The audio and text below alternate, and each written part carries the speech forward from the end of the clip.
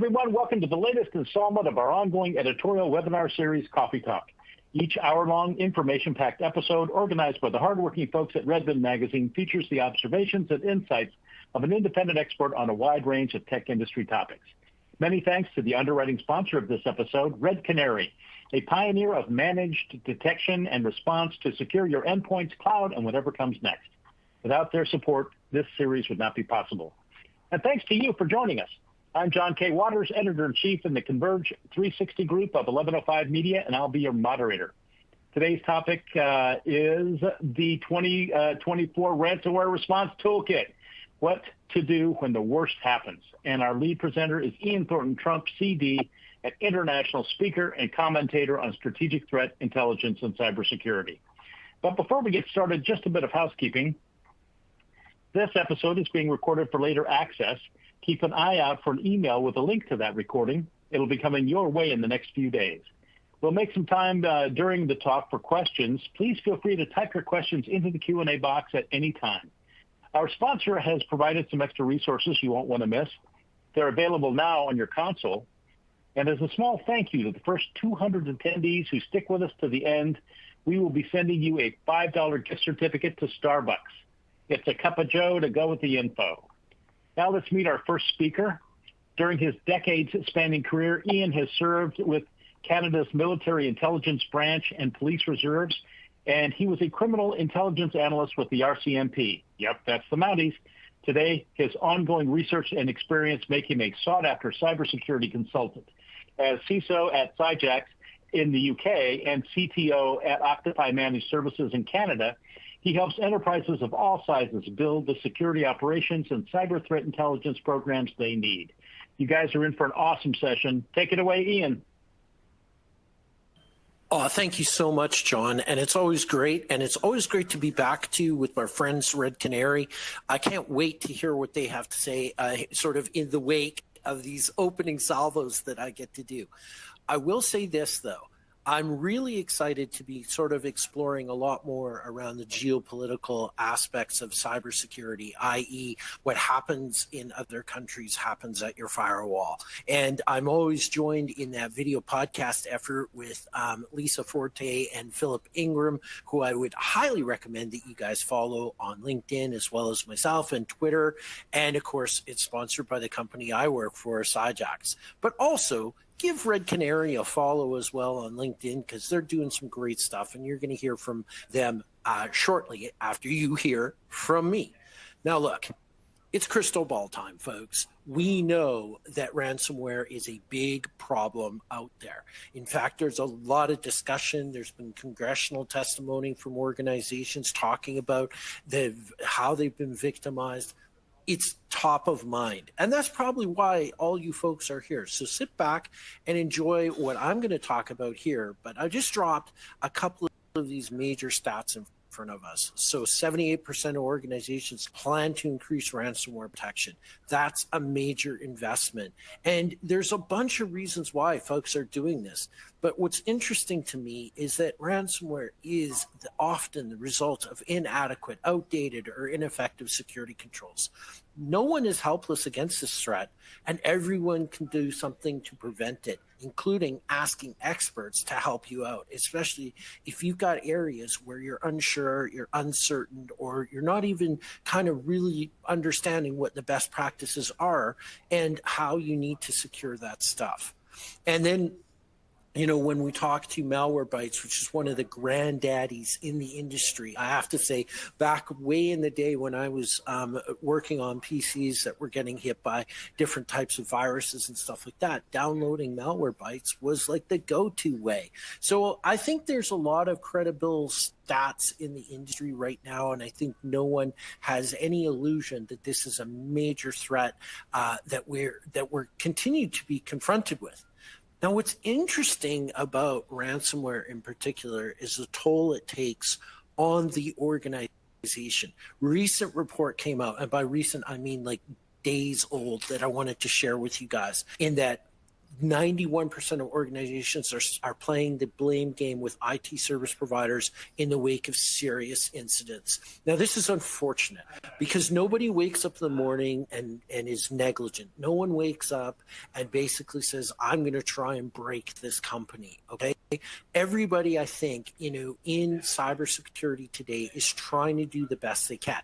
Whether or not they're having extended arguments on LinkedIn about whether or not CISOs need to be technical or not, or whether or not we should be using password managers. The real aspect to, I think, understand here is no one wants their organization or even a member of their own supply chain to succumb to a ransomware attack. And then in the wake of that ransomware attack, you have 49% of IT teams are feeling burnt out by these type of war room scenarios, right? And ongoing incident response without end.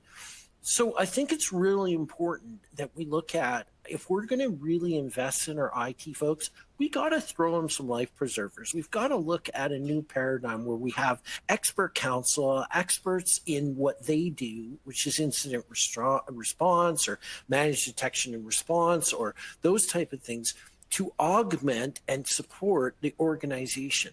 And again, like when you look at the numbers, 21% of professionals in IT teams considered switching jobs as a result of the increased stress of an incident. Why? Here's a thought.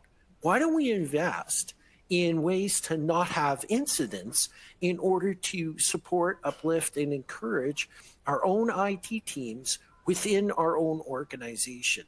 And maybe throw them that lifeline, get them the budget that they need to have the confidence in the situation, because uncertainty of the outcome of a major event is really what as they say in Dune, the mind killer, okay? Now, if your organization can be charitably described as Taylor Swift on a catacorn throwing rainbow sparkles, this is a major problem that we have in the industry because folks are not aware in a lot of cases of the cyber attack that is coming their way. And it's unfortunate that we find ourselves in this particular position because it is ultimately preventable. I mean, we talk a lot about a stat that's been thrown out there, and that stat's been around for a really long time, that 74% of data breaches and security incidents have a human component, right? That's not something that is refutable because it's been in the Verizon data breach report almost, as a fact that has continued to perpetuate through the industry. So we know that if our security is inadequate, there is going to be a negative outcome. It doesn't come as a big surprise. So all of the proactive things that you can do and all of the reactive things that you can do in an organization should bring some comfort. And if it's not, well, we've got a major crisis on our hands because it's not like the bad guys are going away. They be penetrating and perpetrating organizations left and right. Now, I was asked to make a comment about sort of what I see as sort of a difference now in nation state activity. And I see a fundamental shift from where we were even a couple of years ago. I mean, obviously, China has been in the news with a crazy espionage group called Volt Typhoon, which has been basically, has gone straight up to the White House. And there's a lot of discussions around their espionage capabilities. We shouldn't be surprised about this. CISA has been reporting on Chinese espionage since 2001. So it basically means that the Chinese, ever since Mandiant's first publication, APT-1, with our buddy Wang Dong, who was a PRC member, and the fact that they've just indicted a bunch of PRC members shouldn't come as a big surprise to everyone. But what is surprising is how the intelligence services of the United States have been mimicked by Iran, North Korea, China, and Russia, in that there's contractors. We just saw this big data leak of iSoon data about Chinese intelligence services and how they're being augmented. We have Iranian front companies that have been set up in a recent indictment of the PRC. We've seen a fake company set up, a technology company, to disguise the activities of those operatives that were working for the Chinese Army intelligence services. And of course, Russia, the granddaddy of sheltering all sorts of nefarious people and using outsourcing to great effect. When the Russians need to respond to something like France's ridiculous declaration that they would put, they would essentially put their military in harm's way and have European troops appear on Ukrainian soil, the retaliation from the Russian proxies was significant to the point where it disrupted the French government. And what's interesting is even despite all of this kind of pressure and sanctions, we still see cyber criminal activity peaking, even though we've had so much winning when in recent days. We Bolt Typhoon being in the news, but before that we had the Lockbit takedown facilitated by the NCA with DOJ and Europol's support. Back in March, we had Alphaville and the Black Cat ransomware groups halted. Now, this one was really interesting, and if you want to dig deep into a story that is just going to blow your mind, the Change Healthcare platform, the losses keep mounting. That $22 million loss is soft. It has disrupted healthcare delivery services in the United States significantly. Back in January, we had the Hive ransomware gang shut down, and then before that, we had NetWalker ransomware group. There is a lot going on in this space, and although I would say that ransomware is continuing to be the scourge, especially with the disconcerting details of Lockbit coming back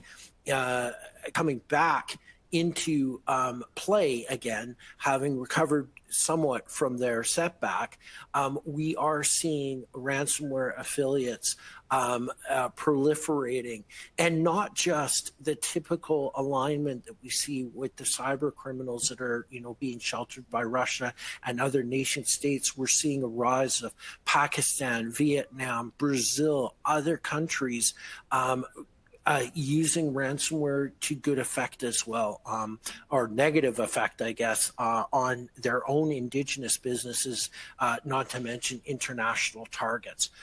Not a day goes by where we're not tracking a new announcement off of one of the Tor sites or on a Telegram channel that announces another business that has unfortunately succumbed to ransomware. Now, we talked about a toolkit, and I want to break down that toolkit into a couple of different ideas of sort of a success strategy, if you were, to deter, disrupt, degrade, and destroy cybercriminal infrastructure. Now, destroy isn't quite as kinetic as we would like it to be. I'm not advocating for hackback or anything like that, or hiring a super shady Israeli firm to tear apart cybercriminal infrastructure. But I am saying that there more and more we're talking about, the dialogue is happening around a digital right to self-defense. That is starting to come and be a piece of the discussion, and of course, the things that we can do that are basically non-kinetic cyber attacks on the bad guys' infrastructure. And I'm going to share a few of those with you. But I want to point out about how an organization or a country can attract really negative cyber capabilities from other nations. You can see that Canada recently has been kind of posturing a little bit. We're in an election year, so that there's this desire to kind of like make the government look effective in Canada. Now, to give you some perspective, Canada's population is about the same size as California. Okay, so you're not really talking about a massive cyber capability. And there's this beautiful puff piece in the British press about this, cyber spies in Canada. Well, I probably know all of the English-speaking ones and maybe a few of the French ones. There's not a lot of guys, okay? So when Canada makes public announcements about what they're doing, they suffer consequences. They suffered consequences when they arrested on the strength of an American extradition warrant and Interpol red notice one of the senior vice presidents of Huawei. We suffered an amazing Chinese response to our international infrastructure. And right now we are under heavy attack by Russian cyber attackers related to the position that Canada has taken on the Ukraine and the continuing support to the Ukraine. One could say that this is pandering. However, again, we're in a situation where the Prime Minister of Canada made a public announcement based on some secret documentation that the Indians had assassinated a Sikh separatist leader in Canada. And that, of course, not surprisingly, set off a firestorm of Indian cyber attackers hitting Canada as well. So this is where I'd like to take this for your organization. You're one bad press release away from becoming an activist target online and offline. And so it's really important that the cyber team gets dialed in and is head of the game. Set up a Google alert on your own company, because if they're making a public relations announcement, you need to know about it from a cyber perspective. Because if it's not like a direct attack because it's politically controversial, it's going to be a side channel attack by cyber fraudsters that are going to try and impersonate the company that you might be M&Aing with, or the company that you might be involved in negotiations with for a merger and acquisition type of deal. So absolutely, any move that you make online is going to have some sort of cyber result, especially if it's on a controversial topic or issue. Now, deterrence is probably where we're going to spend our most money. And this is where the 74% comes into play, where we talk about, stopping ransomware and all these great resources that CISA can provide. And that, of course, the Verizon data breach report to validate the type of cyber attacks that your organization is going to face. So these are part of your toolkits, folks. It's sort of like a combination of toolkits. But the real areas that I think you need to really focus on for deterrence are 1 through 7 here. But if I had, very small funds and everything like that, I would really look at 1, 2, 3, and 4. Now, the reason for this is if you understand what you're being attacked with, you can spend your money against that type of attack, okay? And prepare your defenses accordingly. If you know what you're hanging out on the internet, if you know what you have in terms of IT asset management plays into that attack surface analysis that I'm talking about, again, now you know what assets you have that could be attacked, okay? Now, this is where we go back to that 74% of data breaches have a human element.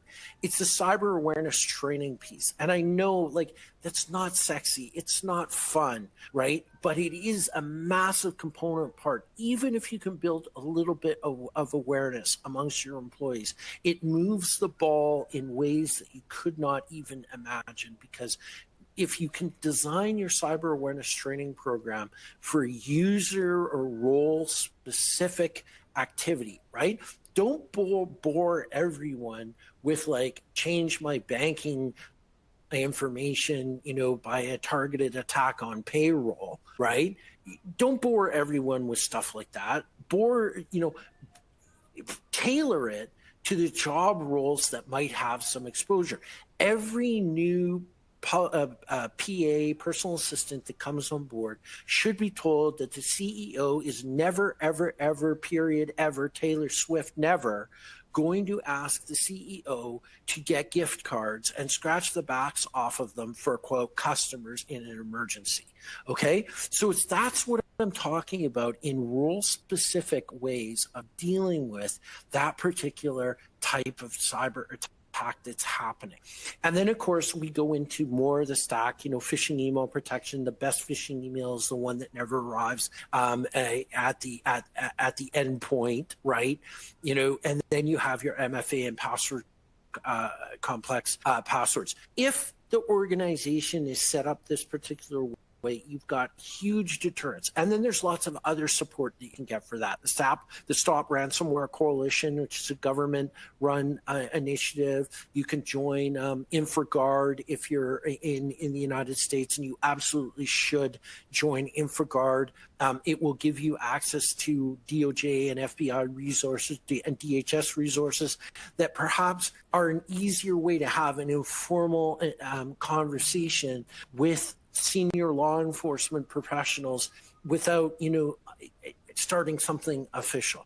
And of course, the Verizon data breach investigations report should be printed out and on your desk and your industry and open to the page of your industry vertical, so that if you need a reminder or your organization needs a reminder about how attacks work against your industry vertical, you have it right there and happily provide it for everyone. Okay. So the other part of this toolkit, right, is disruption of a cyber attack.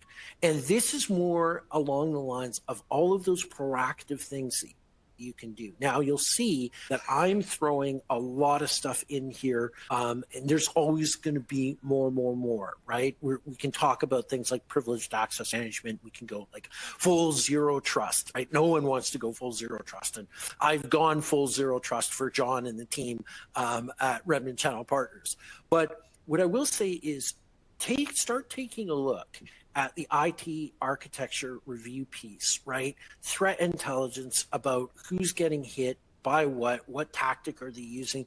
That has to drive your vulnerability management, having an incident response plan, even if the incident response plan is pretty airy-fairy. Like I just drew this one out right here. We got business as usual activity. We have something that needs investigating. Then from investigation, we declare an incident, and and then we try to recover back to BAU. Simple, right? And you can do run books and you can do playbooks, but at the end of the day, having a framework and a comms plan and all of those things are the ways to go. And the only way you can really test it is in a training ground. Right? You need to go out there and do those tabletop exercises. Now, I put MDR here because early detection is the key. If you can get from business as usual to investigation and investigation to incident management as quickly as possible, you will win. You'll prevent the catastrophe from happening, all right? Assuming that you've done some of the other due diligence that I've talked about. And of course, supply chain monitoring. Not because you're going to go to that supply chain partner and say, nah, you had a ransomware incident. What you really need from your supply chain is to be aware of their compromises or their issues so that you can warn your employees, right? So for instance, I've been involved in a couple of investigations where a company gets breached, right? And they don't know they're breached. But what happens is the bad guys are using their email system to go after accounts payable, accounts receivable, and create mayhem and get them to transfer money and all of those kind of things and create fake invoices with their own system, right? Now, if you're aware that supply chain partner has been breached, then you can warn your folks, be aware that any emails that are coming in from them, God forbid you're hooked up with an electronic data interface or an API, because that's just immediately going to get exploited by the bad guys. It's super important to have that situational awareness. And that way you can really disrupt the cyber attack by informing your people that it's possible that we might get some fraudulent activity. I know of one large company that had their fake tech support people being impersonated when that company had announced that they had a major data breach. So that's another thing to be aware of. Now, I'm going to pivot a little bit and talk about degrade. okay? Because degrade is, to me, now you're taking a much more active, some folks call it leaning forward. Some organizations call it like a defense in depth type of source. Now, I put fancy seam there. The only reason why I say fancy seam is a seam that is gathering information from a number of different sources, including honeypots, your managed detection and response, EDR, XDR type of solutions, crossing boundaries of network segmentation when data or access should not be allowed. You're protecting your cloud-hosted services, and you're using CDNs and WAFs, and you're consuming all of that data into the seam, whatever it is. It could be Azure Sentinel, it could be Exabeam, it could be anything. It doesn't really matter. The point is that you're now degrading the ability of anyone to get into your organization, move laterally, establish a foothold, or do any of the MITRE attack frameworks that are possible. And man, I'm loving Shell LM as well as the Honeypot network for catching bad guys that are not inside yet or on their way to getting inside the organization and shutting them down and wasting their time and just being really miserable to them. And so that's what it's all about, is when you're now starting to lean forward, you have confidence in your cybersecurity defensive capabilities. Now you're going to suck it in, and now you're going to start looking at attacks that are coming in and doing some, I would call it time-wasting exercises, just like we love to do when we get that fake call about like whether or not we've been in an accident, and you know they're trying to get us to do like a fraudulent insurance claim and split the money. It's fun to waste the bad guy's time. But now we get to the case for destroy. Okay, now cause cyber pain.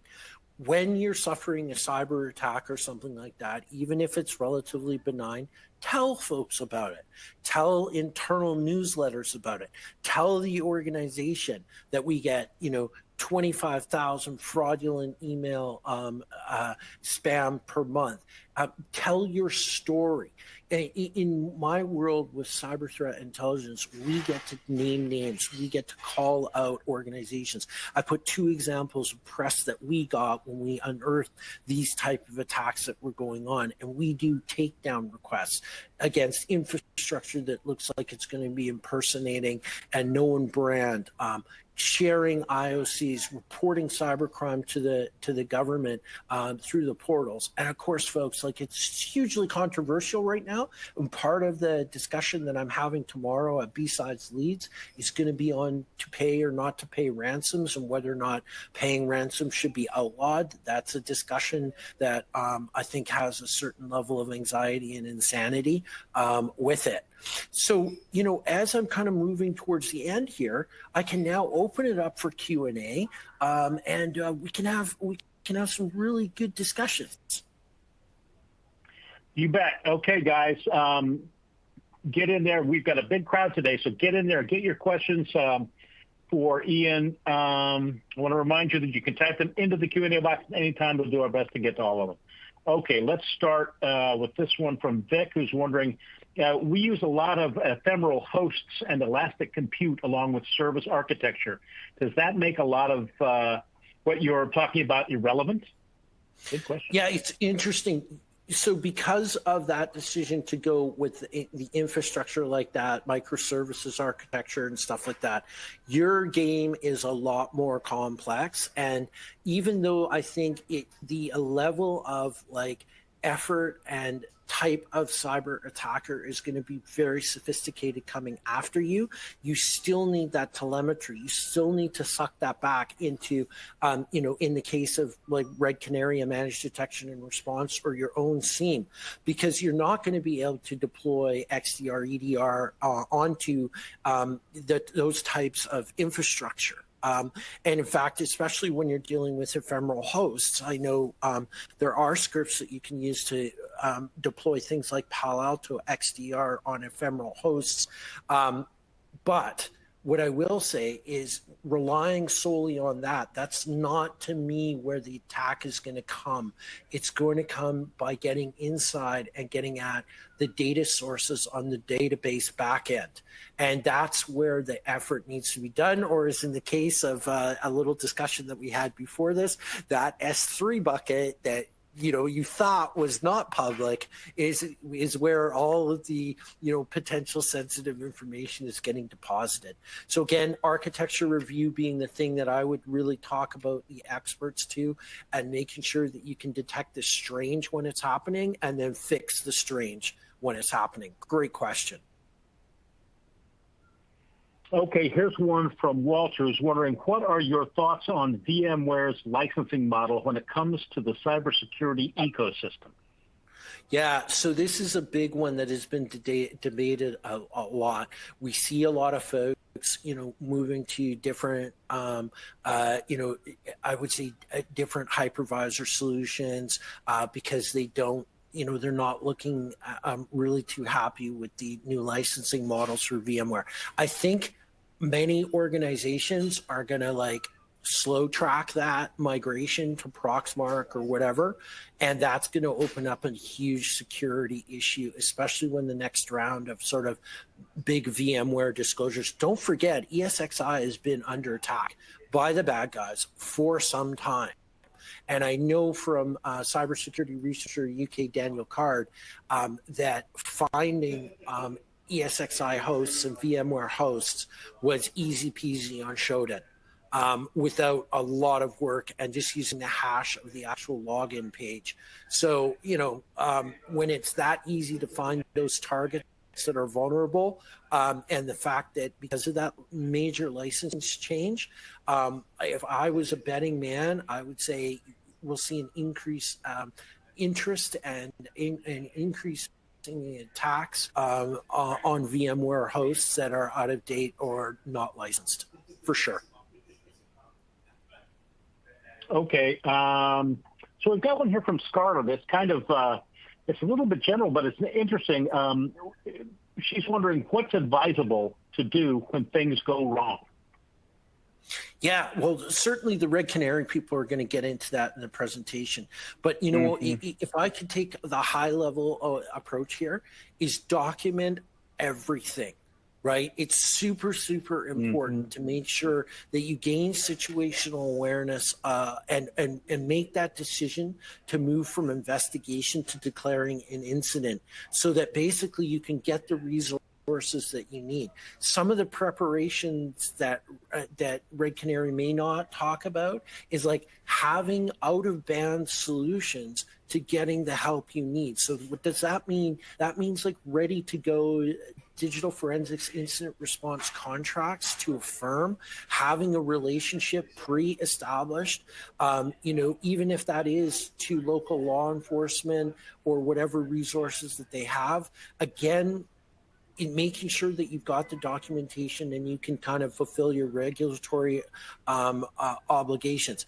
For us practitioners in cybersecurity, we shouldn't be making decisions. We should be working the problem, right? And one of the things that becomes really important, and I don't mean this in a bad way, but stay in your lane, right? Just because it's ransomware doesn't mean that the CEO loses their power to fire you. So it's really important that you're working within the traditional hierarchy or your crisis management, and everybody is signing off on the decisions that need to be made. And don't get frustrated. Many people have never been through this kind of organizational crisis before. So if it does take a couple of hours to get in touch with the council that's on vacation, it really, you're going to be sitting there on your hands wanting to do something.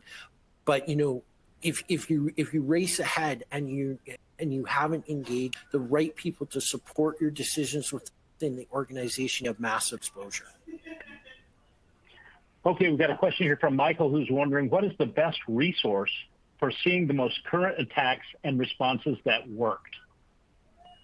Yeah, so a lot of the times when you get a great report for transparency, the latest one that I read was the transparency report on the data breach of the British Library, and that was really fascinating. And it was unvarnished. Also, government organizations in the U.S. do a really good job of documenting, kind of even where the failures were. The fact that Einstein didn't catch a a major data breach. And, obviously the folks on the Einstein project are probably not super happy to hear about how their super billion-dollar cyber defense thing didn't work. But what I will say is we keep learning from these organizations. So pay attention, read the reports, especially when it's an organization that is publishing details of their data breach. Those become invaluable resources. And then the other thing that I love reading about is indictments of cyber criminals to find out how the scams worked and get some detail on, how they went about, getting into these organizations and doing the nefarious things that they did. Because each, indictment actually tells the story of a cyber criminal and how they were able to, obviously rob or steal stuff. And then, of course, the great undoing when law enforcement figured out what was going on, and then the arrest happens. So those are two of the things that I can't recommend highly enough. Fascinating. Okay, we got one here from Raph who's wondering, what steps do we need to take on a government level to stop ransomware? So this is a really interesting conversation because, one of the steps is a big discussion on making payment of ransomware illegal. And that is a really tough one. I would say we need to maybe look at something similar to FEMA's response. When a tornado comes into your town and rips up a whole bunch of infrastructure, and then the federal government comes in and helps rebuild. Maybe we need to start exploring like a super fund for cyber defenses. There's a lot of conversations that are happening right now because let's not forget that the United States is the most technically advanced country in the world, bar none, right? And to be fair, it's such a huge engine of the gross national product of the United States. But you guys don't even have a national data privacy legislation, right? So it's sort of like this thing that drives the American engine of the economy and growth really for the entire world doesn't have some of the most basic fundamental protections for Americans in place, unless, of course, you're living in the great state of California, in which case the protections that the individual has are pretty significant. And more states are following on that. But, in order to get access to a federal solution, the states need to sort of maybe even dial it back a little bit and put that type of thing in the hands of the federal government. I'm not going to discuss the politics of that, but what I will say is that it makes sense to have a national privacy policy when it comes to the data of Americans. And recently, we've seen that movement because right now, I believe there's a bill that is dangerously close to getting passed that basically forbids the sale of data about Americans to a foreign country. I maybe like to see it that forbids the sale of data, period, for Americans, but maybe that's reaching, for the stars. Fascinating, absolutely fascinating. Okay, we've got one here from Mark. If I understand Mark's question, he's looking for recommendations for ways to tackle attacks through email. We're talking about malware and phishing. Yeah. Okay. So please don't just rely on Office 365. Okay. It's a terrible reason for a lot of reasons. Okay.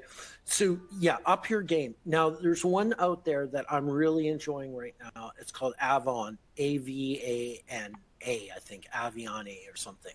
Not Aviato. That came from Silicon Valley. I'm rewatching that series right now. But anyways, what it does is when it finds something that's bad, it tells you why it thought it was bad. And I love that because it's constantly reinforcing what we should be looking for in a bad email, right?